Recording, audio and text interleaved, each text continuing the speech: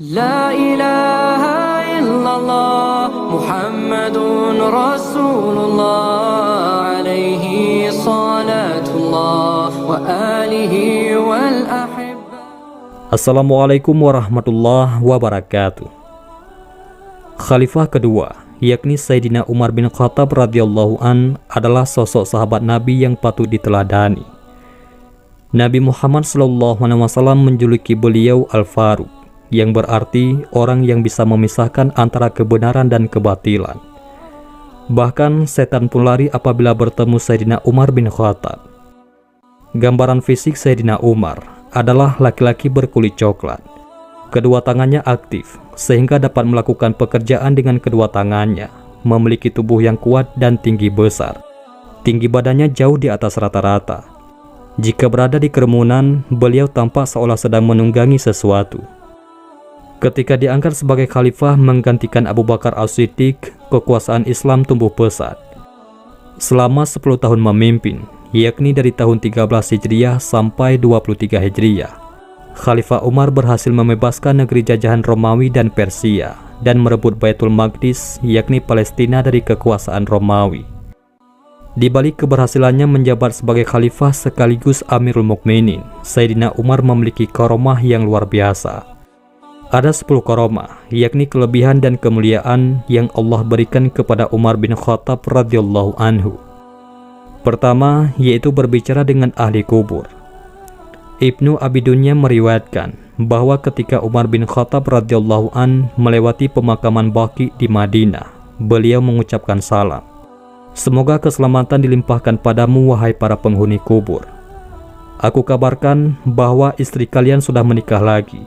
Rumah kalian sudah ditempati, kekayaan kalian sudah dibagi. Kemudian ada suara tanpa rupa menyahut, wahai Umar bin Khattab, aku kabarkan juga bahwa kami telah mendapatkan balasan atas kewajiban yang telah kami lakukan, keuntungan atas harta yang telah kami dermakan, dan penyesalan atas kebaikan yang kami tinggalkan. Yahya bin Ayyub Al-Qazai menceritakan bahwa Umar bin Khattab mendatangi makam seorang pemuda, lalu memanggilnya, wahai fulan, dan orang yang takut akan saat menghadap Tuhannya akan mendapat 2 surga. Quran Surat Ar-Rahman ayat 46. Dari dalam kubur pemuda itu terdengar suara, wahai Umar, Tuhanku telah memberikan 2 surga itu kepadaku, 2 kali dalam surga. Riwayat Ibnu Asyakir. Kemudian dijuluki sebagai legenda. Al-Taj Al-Subki mengemukakan salah satu karomah Khalifah Umar bin Khattab radhiyallahu anhu sebagaimana dalam sabda Nabi yang berbunyi, di antara umat-umat sebelum kalian ada orang-orang yang menjadi legenda. Jika orang seperti itu ada di antara umatku, dialah Umar. Adapun kelebihan selanjutnya yang Allah berikan kepada Sayyidina Umar, yakni berbicara dengan Sariyah yang saat itu memimpin perang melawan Persia di Nahawan. Diceritakan bahwa Umar bin Khattab mengangkat Sariyah bin Zanim al-Khalji sebagai panglima perang kaum muslimin ketika menyerang Persia. Di gerbang Nihawan, Sariyah dan pasukannya terdesak karena jumlah pasukan musuh yang sangat banyak, sehingga pasukan muslim hampir kalah.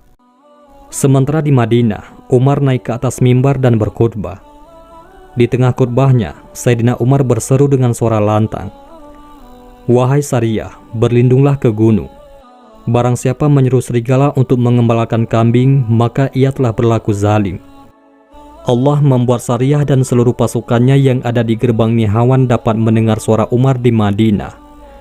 Maka pasukan muslim berlindung ke gunung dan berkata, itu suara Khalifah Umar. Akhirnya mereka selamat dan mendapatkan kemenangan. Al-Taj Al-Subki menjelaskan bahwa ayahnya, yakni Taqiyuddin Al-Subki, menceritakan kisah tersebut. Pada saat itu, Sayyidina Ali menghadiri khutbah Khalifah Umar, lalu ia ditanya, apa maksud perkataan Khalifah Umar barusan dan di mana Sariyah sekarang? Sayyidina Ali menjawab, doakan saja Sariyah, setiap masalah pasti ada jalan keluarnya. Dan setelah kejadian yang dialami Sariyah dan pasukannya diketahui umat muslim di Madinah, maksud perkataan Umar di tengah-tengah khutbahnya tersebut menjadi jelas. Menurut Al-Taj Al-Subki, Khalifah Umar tidak bermaksud menunjukkan karomahnya, tetapi Allah lah yang menampakkan karomahnya sehingga pasukan muslimin di Nihawan dapat melihatnya dengan mata telanjang. Seolah-olah Sayyidina Umar menampakkan diri secara nyata di hadapan mereka dan meninggalkan majelisnya di Madinah.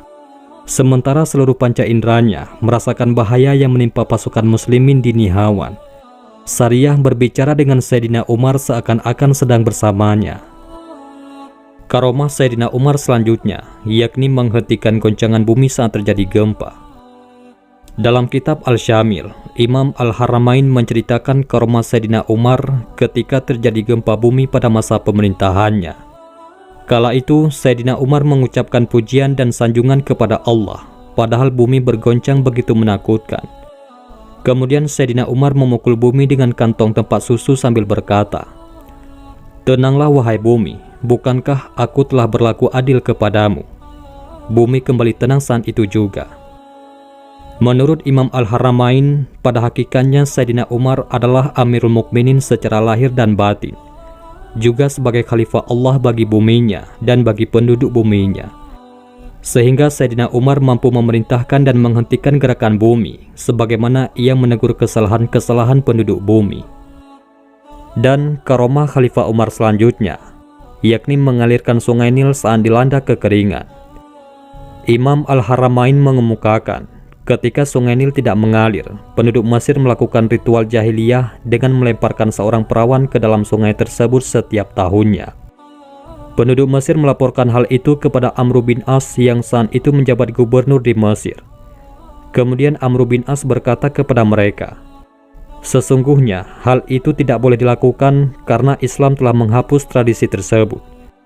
Kala itu penduduk Mesir mengalami penderitaan selama 3 bulan karena mengeringnya sungai Nil. Amr radhiyallahu an menulis surat kepada Khalifah Umar bin Khattab untuk menceritakan peristiwa itu. Kemudian Sayyidina Umar membalas surat tersebut dan menyatakan, "Engkau benar bahwa Islam telah menghapus tradisi tersebut. Aku mengirim secerek kertas untukmu, lemparkanlah kertas itu ke sungai Nil." Kemudian Amr membuka kertas itu sebelum melemparkannya ke sungai Nil. Ternyata kertas itu berisi tulisan Khalifah Umar untuk sungai Nil di Mesir yang menyatakan, "Jika kamu mengalir karena dirimu sendiri, maka jangan mengalir. Namun jika Allah yang Maha Esa dan Maha Perkasa yang mengalirkanmu, maka kami mohon kepada Allah yang Maha Esa dan Maha Perkasa untuk membuatmu mengalir." Kemudian Amr bin As melemparkan kertas itu ke sungai Nil. Sementara itu, penduduk Mesir telah bersiap-siap untuk pindah meninggalkan Mesir.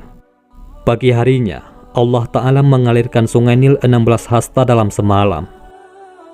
Mengetahui pembunuh sahabat Utsman dan Ali radhiyallahu anhum, Imam Al-Haramain menceritakan karomah Khalifah Umar lainnya. Sayyidina Umar pernah memimpin suatu pasukan ke Syam. Kemudian ada sekelompok orang menghalanginya, sehingga Sayyidina Umar berpaling darinya. Lalu sekelompok orang tadi menghalanginya lagi. Kemudian Sayyidina Umar pun berpaling darinya lagi. Sekelompok orang tadi menghalangi Sayyidina Umar untuk ketiga kalinya, dan Sayyidina Umar berpaling lagi darinya. Pada akhirnya diketahui bahwa di dalam kelompok orang tersebut terdapat pembunuh sahabat Utsman dan Ali radhiyallahu anhum. Mengetahui orang yang hendak berdusta.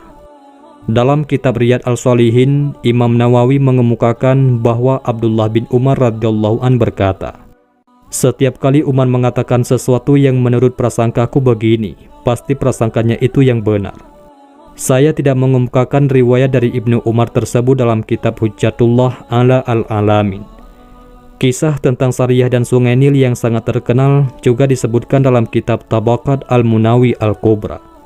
Dalam kitab itu dikemukakan karomah Khalifah Umar lainnya, yaitu ketika ada orang yang bercerita dusta kepadanya, lalu Khalifah Umar menyuruh orang itu untuk diam.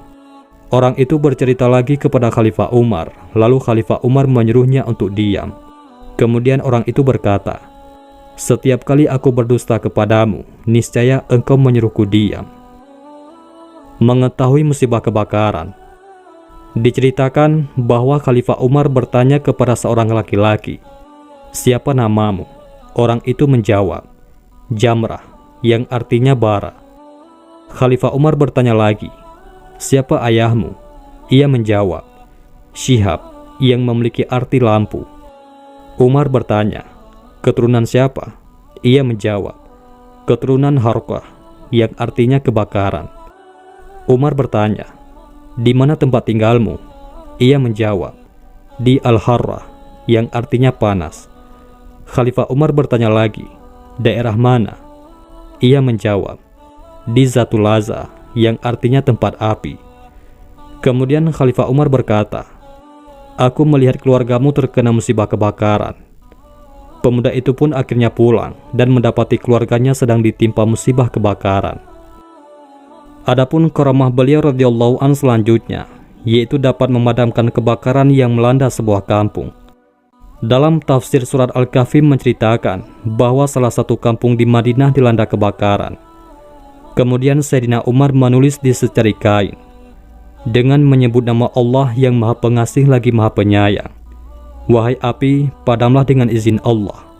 Secari kain itu dilemparkan ke dalam api, maka api itu langsung padam.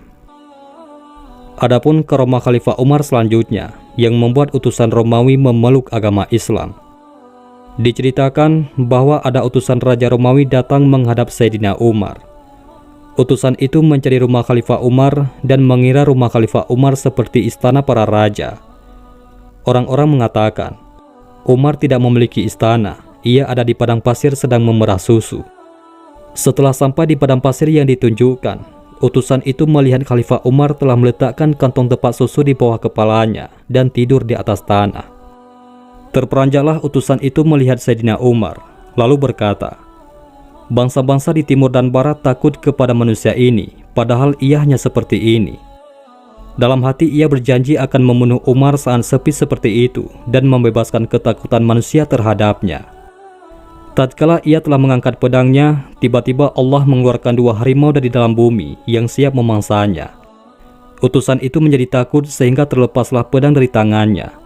Sayyidina Umar kemudian terbangun dan beliau tidak melihat apa-apa. Sayyidina Umar menanyai utusan itu tentang apa yang terjadi. Ia menuturkan peristiwa tersebut dan akhirnya bersyahadat di depan Khalifah Umar bin Khattab radhiyallahu anhu. Kejadian-kejadian luar biasa tersebut diriwayatkan secara ahad, yaitu dalam salah satu tingkatan sanadnya hanya ada 1 periwayat. Adapun yang dikisahkan secara mutawatir adalah kenyataan bahwa meskipun Khalifah Umar menjauhi kekayaan duniawi dan tidak pernah memaksa atau menakut-nakuti orang lain, beliau mampu menguasai daerah timur dan barat, serta menaklukkan hati para raja dan pemimpin. Demikian kumpulan karamah Sayyidina Umar bin Khattab. Semoga kita bisa mengambil hikmah dan bisa meneladani kepemimpinan beliau radhiyallahu anhu. Wallahu a'lam bishawab. Mudah-mudahan ini semua bermanfaat. Assalamualaikum warahmatullahi wabarakatuh.